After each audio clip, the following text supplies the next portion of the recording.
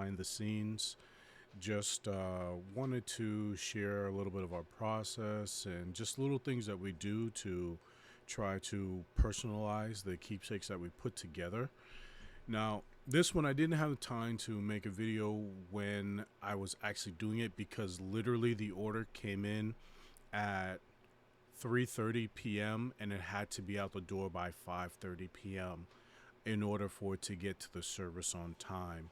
So I didn't have time for usually, all, going through and making a video and kind of taking my time to explain a lot of our process. So I'm just doing it now only because I really liked how it came out because of just a little thing that kind of popped in my head at the last minute to ask the family. And so just wanted to show because, this was a last minute order, a rush order. Probably the family, if they were doing this, because I think they were flying in either from Georgia to go up to Cambridge. And one of the funeral homes that we've been working with for over 10 years sent this over to us. And they probably would have been at like Staples or something trying to figure or put something together at the last minute or just get something very, very generic. And, we have the ability to get this done very quickly and personalized. And I want to share some of those things with you. So first things, as you can see, this was the original picture. As you see that it's been kind of zoomed in, a little pixelated, a little rough around the edges. It's not a bad picture at all. So the very first thing we did is we put it within our AI image enhancer. I think that's called Remini. So as you can see, it's a lot clearer, a little much stronger. And then I was just going to do it like this, but then something told me, because it's a rush order, so I really don't have time to put all the bells and whistles on it that I normally would. But just something kind of said to me, ask the family. We were already chatting on the phone. So I just said, just ask them, what did he like? What was his hobbies? Because I asked him originally, I was just going to go in and just pick a design that I thought would be applicable. And I actually wasn't thinking of this one until I asked him, well, what were his favorite colors? And he said he loved blue and black. So I was originally going to go with our Dashing Black label collection. But then when he said blue, and I said, well, tell me a little more about that. And he said, well, he loved boating, he loved fishing. So I said, oh, okay.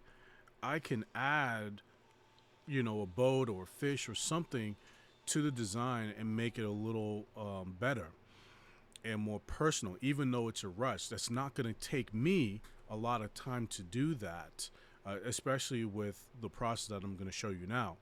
So what I ended up doing, I had in my mind just some type of a sport fishing boat with waves coming over. Originally in my head, I was thinking like, kind of like Japanese, print art or something like that, but more of a realistic image version of that. So then I jumped into Discord Midjourney, which creates AI images for you based on specific prompts that you give it. So you can see the prompt that I did: fishing boat, side profile, and I knew side profile because it needed to fit here on the side profile view. So you couldn't see it on the front or something like that. So side profile view with the wave, Japanese style, coming over it. The boat is riding the wave confidently. The image should look like a stock photo. I wanted to look realistic. I didn't want it to look arty. So this was the first one.